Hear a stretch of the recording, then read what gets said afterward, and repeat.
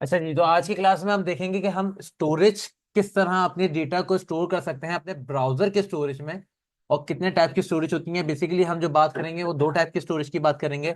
एक है हमारे पास सेशन स्टोरेज और दूसरा है हमारे पास लोकल स्टोरेज।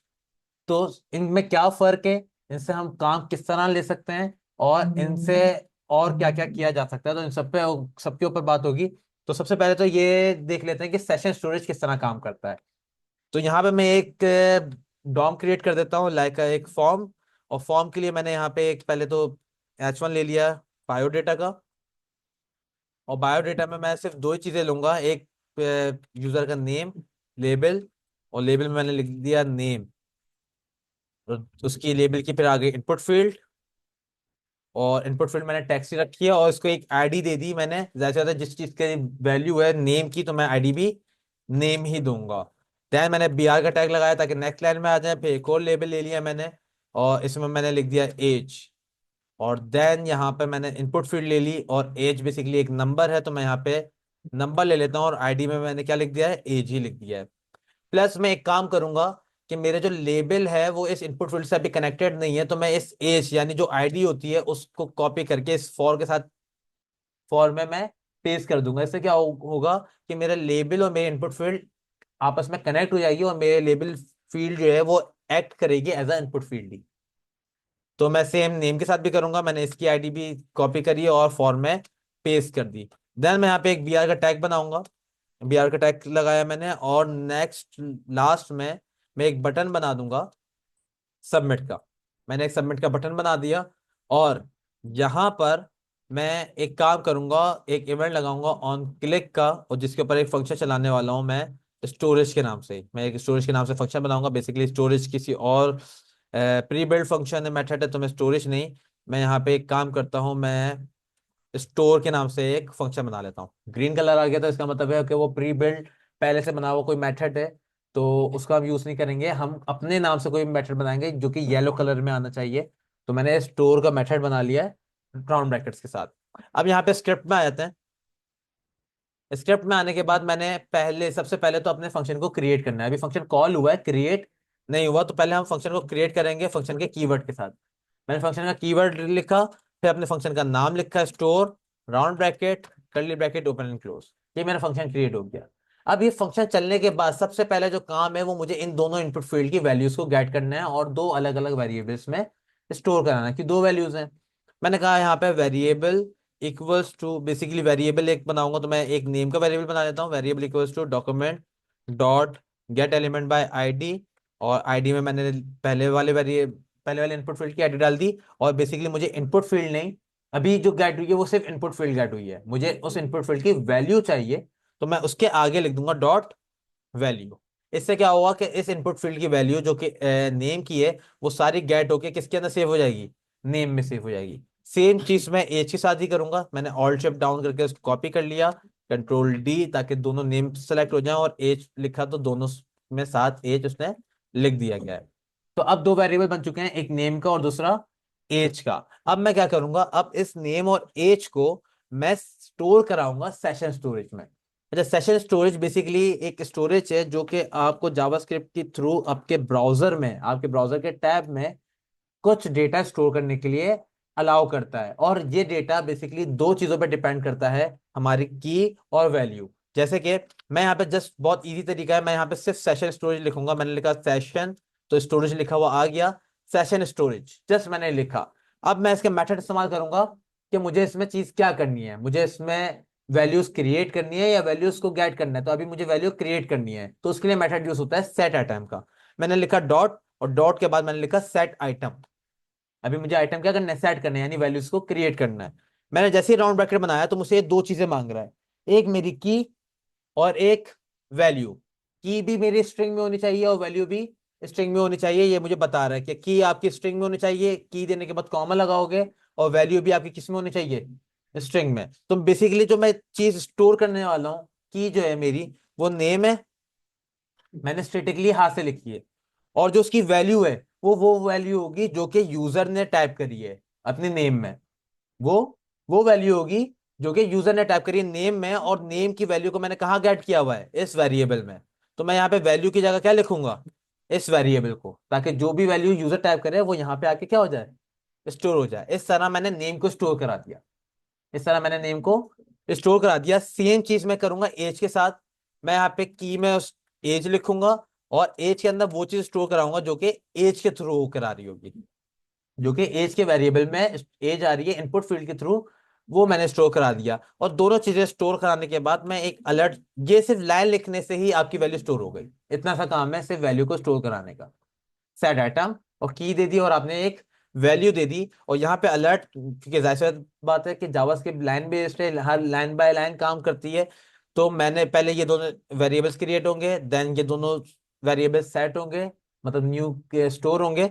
उसके बाद मेरे लाइन नंबर 26 पे अलर्ट चलेगा, और अलर्ट में मैं क्या लिखूंगा कि biodata submit, biodata submitted successfully. जो भी आपको मैसेज देना है यूजर को, वो आप मैसेज आराम से दे सकते हो। अच्छा, ये अलर्ट मैंने इससे ऊपर क्यों नहीं रखा? जाहिर सी बात है, अगर मैं ऊपर रखूंगा तो अलर्ट पहले शो हो जाएगा, और अगर कोई एरर की वजह से स्टोर नहीं हो पाता, तो एक तरीके से आपकी एप्लीकेशन गलत काम कर रही है कि उसने कोई जो काम किया ही नहीं उसके बारे में मैसेज क्या दे रही है, बायोडेटा फॉर्म सबमिटेड सक्सेसफुली, या बायोडेटा सबमिटेड सक्सेसफुली, वो ये बोल रही है, जबकि डेटा अभी सबमिट हुआ ही नहीं है। डेटा तो उस लाइन के बाद होना था, और कोई एरर की वजह से चलो वो हो नहीं पाया, तो आपका मैसेज क्या हो गया, गलत कन्वे हो गया। तो हमेशा जब भी हम कोई ऐसा मैसेज देते हैं, वो अपने काम होने के बाद देते हैं। इन लॉजिक्स को अपने जहन में रखना होता है कि जब भी हम यूजर को कोई स्टेटमेंट, कोई मैसेज दे रहे होंगे, वो काम, जो काम का हम मैसेज दे रहे हैं, अगर डिलीट कराने का मैसेज दे रहे हैं तो डिलीट करवाने के बाद मैसेज लिखेंगे। अगर हम कुछ गेट कराने का कह रहे हैं तो गेट करवाने के बाद लिखेंगे। अगर कोई हम चीज क्रिएट कराने की बात कर रहे हैं तो क्रिएट कराने के बाद मैसेज को लिखेंगे, ना कि पहले। क्लियर है? मैंने मैसेज लिख दिया, अब देखते हैं हमारा काम हो रहा है या नहीं हो रहा है। मैं इसको F5 करके इसको रेंडर कर लेता हूँ, डिबग कर लेता हूँ। मेरे पास दो डेटा आ गए, दो इनपुट फील्ड आ गए, और एक सबमिट का बटन है। मैं यहाँ पे F12 दबाता हूँ, बल्कि F12 मैं बाद में दबाऊंगा। पहले देखता हूँ कि मेरा जो डेटा है वो गेट हो रहा है या नहीं हो रहा। अलर्ट चलने का मतलब है मेरा डेटा गेट हो चुका है, यानी मेरा डेटा सेट हो चुका है। सेट यानी क्रिएट हो गया। क्यों? क्योंकि अगर एरर आएगा तो अलर्ट नहीं चलेगा, वो वहीं पे रुक जाएगा। अगर ये दोनों लाइन को क्रॉस करने के बाद मेरा अलर्ट चल रहा है, इसका मतलब है कि ये मेरा डेटा क्या हो चुका है, स्टोर हो चुका है। तो मैं यहाँ पे डेटा लिखता हूँ। फॉर एग्जांपल मैं यहाँ पे लिख देता हूँ अयान, और एज लिख देता हूँ मैं 15। मैंने अयान लिखा और एज क्या लिख दी मैंने, 15 लिख दी। यहाँ पे मैं सबमिट पे क्लिक करता हूँ। जैसे सबमिट पे क्लिक किया, मेरे पास अलर्ट क्या चल गया, बायोडेटा सबमिटेड सक्सेसफुली। इसका मतलब ये है मेरा डेटा सबमिट हो गया है। तो सबमिट होके गया कहाँ? यहाँ पे तो नहीं आया। सबमिट होके गया कहाँ? मैं चेक करने के लिए कहाँ जाऊंगा? एक तो मैं राइट क्लिक करके इंस्पेक्ट पे भी जा सकता हूँ, और इंस्पेक्ट के अलावा मैं F12 भी दबा सकता हूँ। मैं इंस्पेक्ट पे आऊंगा। इंस्पेक्ट पे आने के बाद आपको कुछ इस टाइप की चीज देखने को मिलेगी। यहाँ पे कुछ ऑप्शंस होते हैं, जो कि चार ऑप्शन बाय डिफॉल्ट आपको दिख रहे हैं। हो सकता है आपकी स्क्रीन अगर बड़ी हो तो आपको ज्यादा ऑप्शन दिख रहे हो, बाकी ऑप्शन आपके इस एरो में मौजूद होते हैं मोड टैब्स में। जैसे इस पे क्लिक करोगे तो आपको जाना है एप्लीकेशन में। कहाँ पे आना है? एप्लीकेशन में जाना है। और एप्लीकेशन में जाने के बाद आपके पास दो चीजें आ रही होंगी। वैसे जो स्टोरेज का पूरा सेशन बना हुआ है, और ये सारे स्टोरेजेस हैं, ये सारे स्टोरेजेस हैं।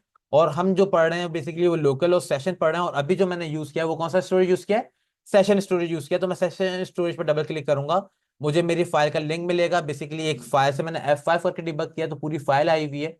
तो यहाँ पे जो डोमेन है वो फाइल को दिखा रहा है, फाइल और फॉरवर्ड स्लैश दिखा रहा है। अगर मैंने इसको लोकल होस्ट से चलाया होता है, यानी लाइव सर्वर से, तो ये मुझे मेरी आईपी दिखा रहा होता है जिस सर्वर पे मेरे ये काम रन हुआ हुआ है। तो मैं यहाँ पे इस पर क्लिक करता हूँ तो आप देख सकते हो कि मेरे पास दो कीज और उसकी दो वैल्यूज सेव हो चुकी हैं। दो कीज और उनकी दो वैल्यूज आपस में क्या हो गई हैं, सेव हो गई हैं। अब एक काम करता हूँ, जो वैल्यूज सेव हैं, जो वैल्यूज सेव है, मैं उनको क्या करता हूं, मैं उनको H1 में या कहीं पे प्रिंट करवा देता हूं। तो मैं यहाँ पे क्या करूंगा, मैंने कहा भाई जो वैल्यू सेव हुई हैं तो उनको क्या करो कि एक आईडी में एक बटन के थ्रू एक H1 ले लेता हूँ, और H1 के अंदर एक आईडी दे देता हूँ मैं रिजल्ट की। सही है?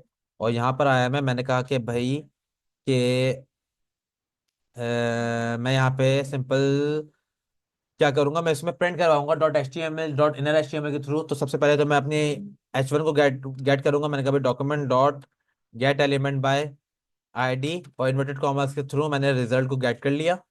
अब इसके अंदर मैं बोलूंगा डॉट इनर HTML। सही है, डॉट इनर HTML। और इक्वल्स टू लगाया, इक्वल्स टू लगाने के बाद मैं बैकटिक्स का यूज करूंगा, क्योंकि मुझे इसके अंदर वेरिएबल भी यूज करना है और टेक्स्ट भी यूज करना है। मैं दोबारा कह रहा हूं कि मैं ये वो नाम प्रिंट नहीं करवाऊंगा जो इनपुट फील्ड में लिखे गए हैं, मैं वो नाम प्रिंट करवाऊंगा जो स्टोरेज में सेव हुए हुए हैं, जो कि स्टोरेज में सेव हुए हुए हैं। तो मैं यहाँ पे आके लिखता हूँ भाई नेम कॉलन। अब मुझे यहाँ पे वो नाम प्रिंट कराना है जो कि स्टोरेज में सेव है। अब जाहिर सी बात है, जब भी हमें वेरिएबल की जरूरत, वैल्यू की जरूरत होती है तो हम वेरिएबल लिखते थे, तो यहाँ पे अभी हमें वैल्यू की जरूरत है स्टोरेज में, तो हम क्या लिखेंगे, की को लिखेंगे। और की को लिखेंगे कहाँ, हम बेसिकली पहले तो जाहिर सी बात है बैकटिक्स है, तो वेरिएबल जावास्क्रिप्ट के वेरिएबल्स यूज करने के लिए हमारे पास सिंटैक्स है कि आप डॉलर और कर्ली ब्रैकेट से लगा, तो उसके बाद कोई वेरिएबल वगैरह यूज कर सकते हो, या जावास्क्रिप्ट का कोई भी फंक्शन यूज कर सकते हो। मैं यहाँ पे कर्ली ब्रैकेट लगाऊंगा, और मुझे ये जो वैल्यू चाहिए ये कहाँ से चाहिए, सेशन स्टोरेज से चाहिए। वो की कहाँ पर है, सेशन स्टोरेज में। सेशन स्टोरेज लिखूंगा मैं यहाँ पे, सेशन स्टोरेज आ गया। फिर डॉट, अब मुझे आइटम क्या क्रिएट करना है, नहीं, जो आइटम पहले से मौजूद है उसको गेट करना है, तो मैं लिखूंगा डॉट गेट आइटम। मैंने लिखा भाई dot gate item. Get item के बाद जैसे ही मैं राउंड ब्रैकेट लगाऊंगा, ऑल दैट कर देते हैं ताकि ये रैप हो जाए।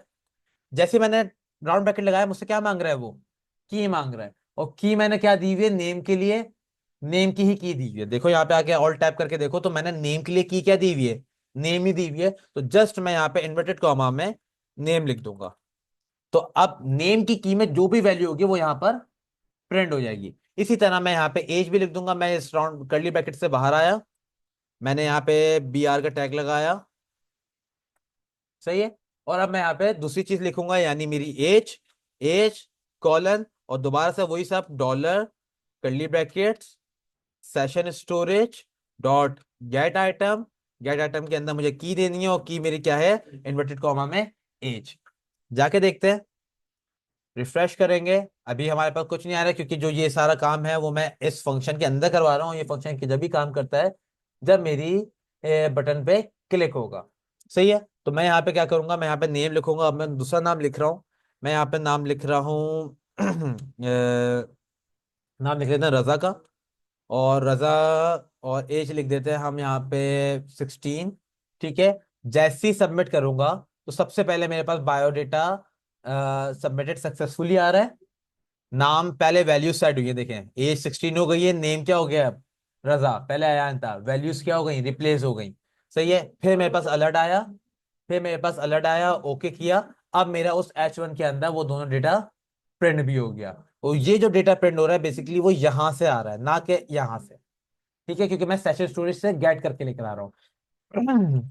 अब अगर सोचने वाली बात यह है, ध्यान लगाने वाली बात यह है कि यहां पर जो पुराना डेटा था यानी अयान का, वो कहाँ गया। तो ये तो वेरिएबल में भी है कि अगर आप सेम नाम के वेरिएबल में एक दफा वैल्यू लिख देते हो और दोबारा से कोई वैल्यू स्टोर कराते हो उसी नेम के वेरिएबल में, तो वो पुरानी वैल्यू को रिप्लेस करके नए वाली वैल्यू को स्टोर करा देता है। तो यहाँ पे भी यही है, अगर आप की सेम रखोगे, देखो मैंने यहाँ पे की को स्टेटिकली रखा हुआ नेम, यानी जब जब क्लिक होगा सबमिट पर, तो जो वैल्यूज है वो आएंगी तो नेम और एज में, लेकिन सेव होने वाली जो की है वो नेम और एज हाथ से जो लिखी हुई है वही रहेगी। और की के सेम होने की वजह से जब भी नई वैल्यू आएगी वो पुरानी वैल्यू को क्या करती रहेगी, रिप्लेस करती रहेगी। ये था मेरा सेशन स्टोरेज। अब मैं अगर इसमें से कोई चीज को गेट करना चाहता हूँ या क्लियर करना चाहता हूँ, तो मैं उसको क्लियर भी करा सकता हूँ। फॉर एग्जाम्पल मैं यहाँ पे आता हूँ, मैं बाहर, यानी स्टोरेज के इस फंक्शन के बाहर मुझे कोई एक की को डिलीट कराना है, जैसे मुझे नेम की को डिलीट कराना है, तो मैं यहाँ पे कुछ नहीं लिखूंगा, मैं यहाँ पे लिखूंगा session storage dot remove item. और रिमूव आइटम में जाहिर सी बात है मैं कोई और चीज नहीं, मैं सिर्फ क्या लिखूंगा, की, जिस की को मुझे रिमूव कराना है, मुझे नेम की को रिमूव कराना है, मैं सिर्फ नेम लिख दूंगा। अभी जाहिर सी बात है मैंने स्क्रिप्ट के डायरेक्ट फंक्शन मतलब बगैर किसी फंक्शन के रखा है, तो मेरे पेज के रिफ्रेश होते ही ये वाली लाइन चल जाएगी। मैं यहाँ पर आया, पेज को मैंने रिफ्रेश किया, और तो देखो मेरे नेम की जो वैल्यू है वो क्या हो गई, रिमूव हो गई, रिफ्रेश करते ही चल गई। तो ये तो इस तरह आप किसी आइटम को रिमूव भी करा सकते हो। अब मैं दोबारा कोई चीज स्टोर कर लेता हूँ, फॉर एग्जांपल मैं यहाँ पे लिख देता हूँ हमजा, और यहाँ पे मैंने एज लिख दिया 22। सबमिट किया। अब देखो दोबारा से मेरे पास वो की आ गई है, क्योंकि अब नेम की दोबारा बनी हमजा के नाम से, और एज में वो रिप्लेस हो गई 16 से 22 हो गई है। सही है। तो एक मेथड मेरे पास और होता है कि अगर मुझे मल्टीपल जो डेटा आ रहा है, जितना भी डेटा है, पूरे सेशन स्टोरेज को खाली करना है, पूरे सेशन स्टोरेज को खाली करना है, तो आप कोई की का नाम नहीं दोगे, जस्ट आपको सेशन स्टोरेज लिखना है बाहर, और डॉट क्लियर का फंक्शन चला देना है। डॉट क्लियर राउंड ब्रैकेट, इसमें आपको ना कोई की देने की जरूरत है ना कोई वैल्यू, जस्ट आपने लिखना सेशन स्टोरेज डॉट क्लियर। जैसे ही मैं आकर रिफ्रेश करूंगा, मेरी सारी चीजें क्या हो गई हैं, क्लियर हो गई, और बिल्कुल वैसा हो गया जैसे बिल्कुल न्यू न्यू आया हुआ है। ठीक है, तो ये था मेरा सेशन स्टोरेज। अब जैसा कि मैंने कहा कि सेशन स्टोरेज बिल्कुल एग्जैक्टली सेम है लोकल स्टोरेज के, लेकिन काम करने के हिसाब से सेट आइटम भी बिल्कुल उसी तरह करते हैं, गेट आइटम भी उसी तरह करते हैं, रिमूव आइटम भी उसी तरह करते हैं, डॉट क्लियर का फंक्शन उसके पास भी है। अच्छा भाई, लोकल स्टोरेज की चीजें कहां सेव होकर आएंगी, सेशन स्टोरेज की चीजें सेशन स्टोरेज की फाइल में आ रही है, लोकल स्टोरेज की चीजें लोकल स्टोरेज की फाइल में आएंगी, और उसी तरह की और वैल्यू में ही आएंगी। अब मैं एक काम करता हूं कि मैं यहां पर जो सेशन स्टोरेज में जो चीजें सेव करा रहा था, मैं सिर्फ सेशन में नहीं, मैं लोकल स्टोरेज में भी करवा देता हूं। बस यहाँ पे मुझे क्या करना पड़ेगा, इसमें फर्क क्या है, मुझे बस सेशन स्टोरेज की जगह लोकल स्टोरेज लिखना है, तो वो लोकल स्टोरेज में सेव करेगा। अब मैं दोनों जगह सेव करा रहा हूँ, मैं सेशन स्टोरेज में भी नेम और एज को सेव करा रहा हूँ, और लोकल स्टोरेज में भी नेम और एज को सेव करवा रहा हूँ, और फिर अलर्ट चला रहा हूँ, और बाकी मैं जो ये क्लियर वाली क्यूरी है, मैं इसको कर देता हूँ कमेंट। सही है। और जो H1 वाली जो क्यूरी है, उसमें मैं सेशन स्टोरेज से जो वैल्यू लेकर आ रहा हूँ, वो सेशन स्टोरेज से वैल्यू आ रही है। सही है। अच्छा, अब मैं एक काम और करता हूँ कि मैं यहाँ पे दो चीजें बनाता हूँ। मैंने यहाँ पे H1 दो बनाए हुए ना, अब दो बनाता हूँ H1, और दूसरी में मैं रिजल्ट, नहीं, यहाँ पे ऊपर वाले में मैं सेशन लिख देता हूँ, और नीचे वाले में लोकल लिख देता हूँ, ताकि मैं सेशन वाला डेटा पहले वाले H1 में लाऊं, और लोकल वाला डेटा दूसरे वाले H1 में लेकर आऊं। ठीक है। और बाय डिफॉल्ट इसका कलर चेंज कर देते हैं, मैंने कहा भाई स्टाइल, और इसका जो कलर हो वो क्या हो, रेड हो, और इसका स्टाइल में कलर कर देते हैं कलर ग्रीन, ताकि मुझे पता चले कि कौन सा वाला सेशन का है, कौन सा वाला लोकल का है। ठीक है। तो मैंने यहां पर आया, और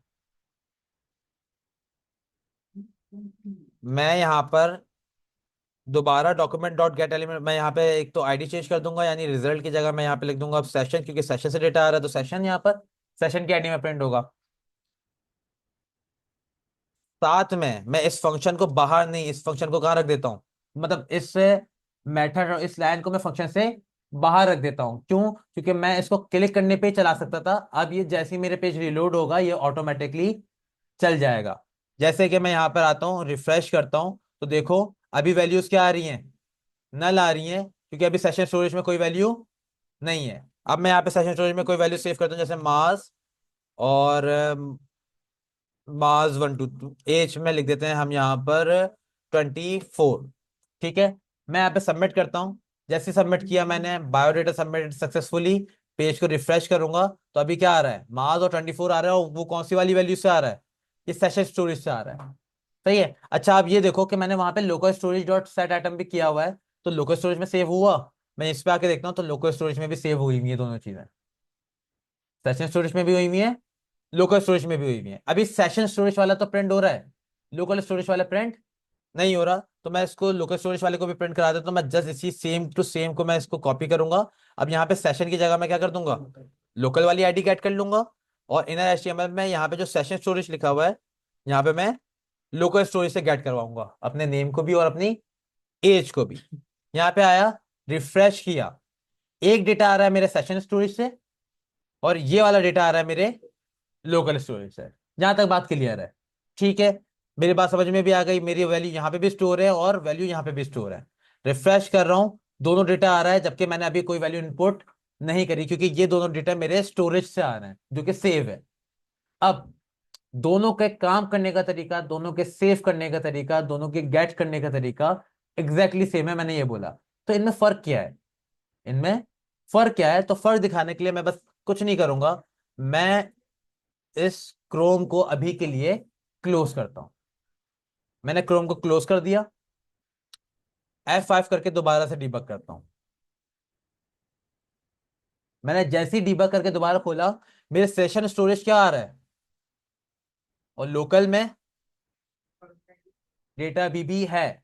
यानी मेरे लोकल स्टोरेज और सेशन स्टोरेज में फर्क यही है कि मैं सेशन स्टोरेज जैसे ही मेरा सेशन खत्म होगा, सेशन कहते हैं किसी भी काम के होने को, जब तक कि मेरा टैब खुला हुआ है, जब तक कि मेरा काम हो रहा है, वो चीजें सेव रहेंगी। जैसे ही मेरा टैब क्लोज होगा, मेरा क्रोम क्लोज होगा, वो चीज भी खत्म हो जाएगी, क्लियर हो जाएगा। लेकिन लोकल स्टोरेज मेरा जब सेव रहेगा, चाहे मैंने उसको 10 दफा बंद करके मैं ओपन ही क्यों ना कर लूं। अच्छा, मैं इसके अंदर एक्सपायरी टाइम भी लगा सकता हूँ, एक्सपायर टाइम भी लगा सकता हूँ कि भाई इतने दिन बाद या इतने घंटे बाद वो ऑटोमेटिकली क्या हो जाए, एक्सपायर हो जाए, यानी क्लियर हो जाए, खुद ही क्लियर हो जाए। तो मैं ये मेथड भी लगा सकता हूँ। लेकिन अभी जो हम बेसिकली जो समझने बैठे हैं वो स्टोरेज क्या होते हैं, हमारे क्रोम के अंदर सेव होने वाले वेरिएबल्स एक तरीके के। ठीक है। प्लस कितने किस्म के होते हैं, होते ज्यादा किस्म के। हमने दो आज देखे, लोकल स्टोरेज देखा और सेशन स्टोरेज देखा। दोनों में काम करने में यानी यूज करने में कोई फर्क नहीं है, दोनों को सेम मेथड से यूज किया जाता है। बस उसके नाम के आगे वो मेथड यूज कर लो, set item, get item, remove item और क्लियर। हमने चार मेथड्स को यूज किया। और साथ में हमने इनमें फर्क देखा कि सेशन स्टोरेज जैसे ही हम सेशन को क्लोज करते हैं, यानी क्रोम को क्लोज करते हैं या उसके टैब को भी क्लोज करते हैं, तो सेशन स्टोरेज मेरा डिलीट हो जाता है। और लोकल स्टोरेज डिलीट नहीं होता, वो वैसा का वैसा ही रहेगा।